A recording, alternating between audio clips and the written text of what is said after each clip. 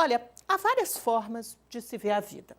Você pode ver por meio da perspectiva do copo meio cheio ou do copo meio vazio. Ontem o mercado deu um voto de confiança e optou pelo otimismo. Apesar da China ter emitido em alto e bom som o recado de que não está em nenhum tipo de negociação com os Estados Unidos, investidores deram de ombros. Preferiram a versão de Trump de dizer que eles, sem dizer quem são eles, tiveram uma reunião essa manhã. Temos nos reunido com a China, falou o republicano. Alguns balanços positivos de Big Techs impulsionaram a Nasdaq. O da Alphabet, dona da Google, saiu depois do encerramento dos negócios e bombou. O mercado de títulos do Tesouro lá fora e aqui no Brasil está mais calmo. O índice de clima empresarial na Europa até que melhorou na margem. Dirigentes do Fed fizeram discursos positivos e indicaram a abertura para queda de juros. Um deles, o Hammack, disse que se tivermos dados claros e convincentes até junho, acho que veremos o comitê agir. Outro dirigente, o Waller, foi ainda mais enfático. Apoiarei o corte de juros se as tarifas levarem as empresas a demitir. No Banco Central Europeu, algum alento. Um dos dirigentes disse que tensões comerciais dificilmente resultarão em recessão na zona do euro, apesar das tarifas. Diretores do Banco Central do Brasil também falaram em eventos em Washington. O Gillen relatou que há grande incerteza pelo choque de tarifas nos Estados Unidos, mas ainda é cedo para estimar o impacto. Disse até que a política monetária já está funcionando. Já outro diretor, o Piketty, não tem dúvidas que a política monetária está muito restritiva, só ainda não se sabe se restritiva o suficiente. Vocês perceberam que nada mudou assim muito concretamente. Se formos olhar do lado do copo do meio vazio, há também vários sinais. A venda de casas nos Estados Unidos despencou quase 6% para o menor patamar em mais de 2 anos. Pelo menos ainda não há sinais de contaminação no mercado de trabalho. Os pedidos de auxílio-desemprego vieram dentro do esperado. Em meio à temporada de balanços do primeiro trimestre, há muitas empresas americanas revendo expectativas para o restante do ano.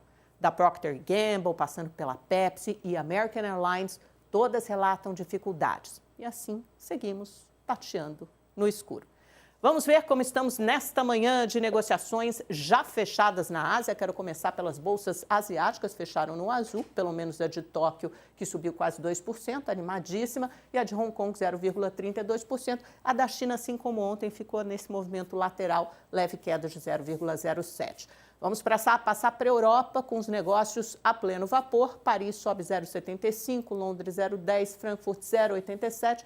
A de Madrid está mais animadinha, 1,31% de alta. Vamos ver como as de Nova York fecharam ontem. SP 500, 2% de alta, Dow Jones 1,23% e a Nasdaq, que está liderando esse movimento altista, 2,74%. Tem os balanços das Big Techs que estão positivos e tem outra coisa também. Se houver alguma sinalização de acordo com a China, essas empresas, todas as Big Techs que montam suas peças, smartphones, etc., na Ásia, na China, são diretamente impactadas. Tem toda aquela importação de semicondutores, de chips, então isso as impacta diretamente. E última tela para ver como fechou dólar e Bovespa. Dólar caiu 5,69, furou aquele piso de 5,70, isso é bom. Índice Bovespa subiu 1,79%. Deixa eu passar para dar algumas notícias rápidas, porque a gente precisa acompanhar tudo no detalhe, senão fica todo mundo meio maluco, porque é tanto vai e vem de tarifas, fez acordo, não fez acordo, tem negociação, não tem conversa. Hoje, segundo reportagens, estão estampando todas as capas, Reuters, Bloomberg, Financial Times, dizendo que a China teria isentado alguns produtos importados dos Estados Unidos das tarifas de 125% impostas pela China, né? E, inclusive, o governo estaria pedindo a algumas companhias que identificassem aqueles materiais, os produtos que são críticos para a linha, para a cadeia produtiva chinesa, para que esses produtos possam ser isentos, né? E aí tem até uma lista de quais seriam essas primeiras isenções, que abarcariam a indústria farmacêutica, de saúde, semicondutores, aviação e a indústria química. Seria mais uma daquelas medidas desescalando o conflito entre China e Washington. Vocês lembram que o Trump fez o primeiro sinal, dizendo que estava havendo conversas, que não ia colocar 145% de tarifa, porque isso era muito alto, era insustentável, seria algo menor. O Wall Street Journal também colocando, dizendo que as tarifas ficariam algo em torno de 50% e 65%. Parece que, mas a China ainda desmentindo, tateando. O ministro do Exterior chinês alertou Washington hoje a parar de enganar, veja que forte, a parar de enganar o público sobre negociações de tarifas. E diz que não está ciente dessas notícias que eu acabei de relatar, que dão conta de que Pequim estaria isentando alguns produtos de tarifas. Por isso que a gente fica nesse vai e vem, navegando no escuro. e planeja implementar mais medidas.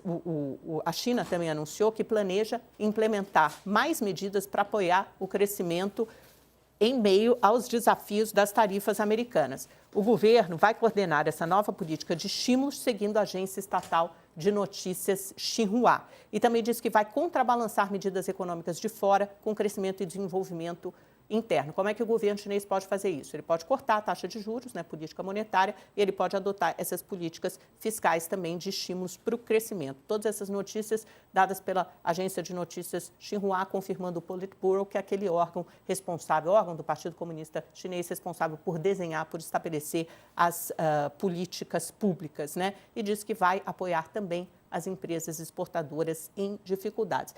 É isso, gente. Tem acordos em andamento com a Coreia do Sul. Ontem, o secretário de Tesouro americano, Scott Bessent, falou nesse sentido, depois de reuniões bilaterais, que esse acordo estaria avançando rapidamente. Ou seja, é um mercado que reage somente às manchetes, né?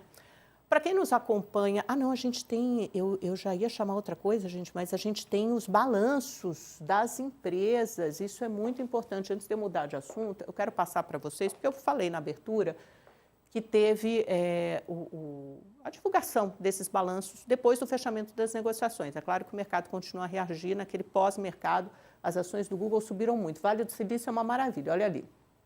Ficou acima das projeções, estava uma projeção de lucro, né?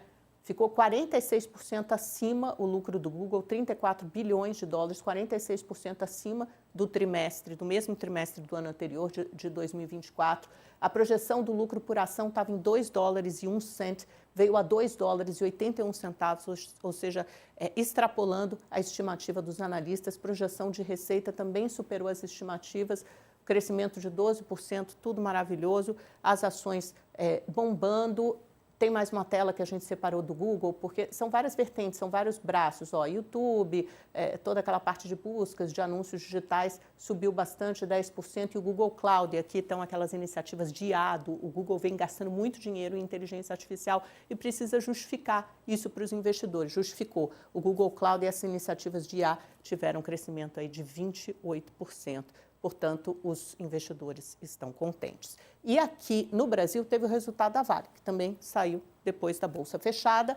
O lucro líquido veio abaixo, né, ficou 17% abaixo do mesmo trimestre do ano anterior, 1,390 bilhões de dólares. A estimativa era de 1,62 bilhão e aqui o lucro, né, antes de impostos, amortizações e depreciações e juros, etc., com uma queda de 9%. Aí tem a ver com queda de preço de minério de ferro, tem a ver também com alguns impostos que a Vale diz que foram cobrados sobre ativos lá de energia separados para venda. Tudo isso impactou no balanço, por isso um pouco abaixo do trimestre anterior, do mesmo trimestre do ano passado e também da estimativa dos analistas.